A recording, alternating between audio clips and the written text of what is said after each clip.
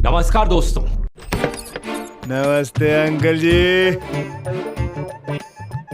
मैं क्या नमस्ते अंकल जी पहचानिया?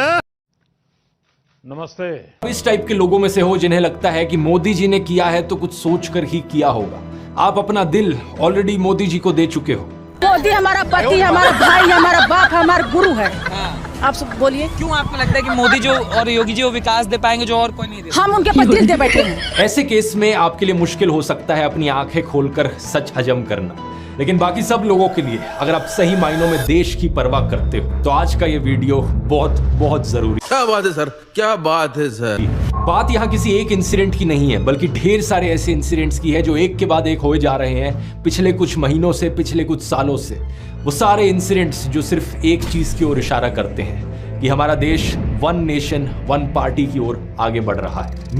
ये क्या बात करता है यार? मीडिया से ऑपोजिशन की आवाज को पूरी तरीके से खत्म कर देना, एमएलएस की हॉर्स ट्रेडिंग, इलेक्टेड सरकारों से पावर छीन लेना नए कानून बनाकर, इन्वेस्टिगेटिव एजेंसीज का वेपनाइजेशन, ईडी सीबीआई का प्रेशर बनाकर ऑपोजिशन पॉलिटिशियंस को जेल भेज देना, स्टेट गवर्नमेंट्स की वर्किंग में इंटरफेयर करना गवर्नर्स का इस्तेमाल करके, स्टेट गवर्नमेंट से फंड्स को ही विदहोल्ड कर लेना, जनता से प्रोटेस्ट करने का अधिकार ही छीन लेना और अगर कोई प्रोटेस्ट करे तो उनका टीयर गैस और रबर बुलेट से स्वागत करना, इलेक्टोरल बॉन्ड्स का इस्तेमाल करना अपनी सारी फंडिंग छुपाने के लिए और अगर कोई ऑपोजिशन का कैंडिडेट इलेक्शन जीत भी जाए तो सीधा सीधा इलेक्शन फ्रॉड करके खुद को जिता लेना।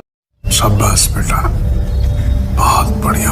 और अभी तो रुको, क्लाइमैक्स अभी बाकी। प्रधानमंत्री मोदी से कहना चाहूंगा, थोड़ी मर्यादा रखिए।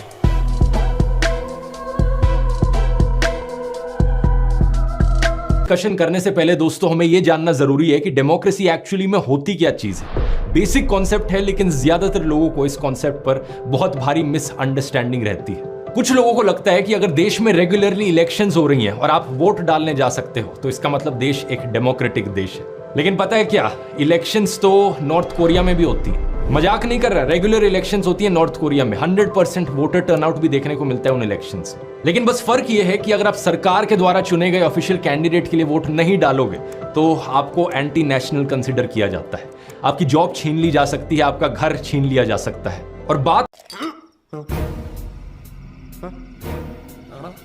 अगर यहां सिर्फ डेमोक्रेसी शब्द की है तो नॉर्थ कोरिया देश का जो ऑफिशियल नाम है डेमोक्रेसी शब्द तो उसमें भी आता है। नॉर्थ कोरिया को डीपीआरके करके पुकारा जाता है उनकी सरकार के द्वारा, Democratic People's Republic of Korea. लेकिन सच्चाई क्या है तो ये देश एक डिक्टेटरशिप ही। सिमिलरली रशिया को भी एक डिक्टेटरशिप कंसिडर किया जाता है। लेकिन इलेक्शंस फ्री और फेयर होनी चाहिए। फ्री मतलब जनता को आजादी है, जिसके लिए वो वोट डालना चाहे उसके लिए डाल सकते हैं, और फेयर का मतलब अलग अलग कैंडिडेट्स का, अलग अलग पॉलिटिकल पार्टीज के जीतने का एक फेयर चांस है। ऐसा नहीं कि किसी एक पार्टी के पास कुछ ज्यादा ही एडवांटेज हो। शाबाश बेटा, बहुत बढ़िया।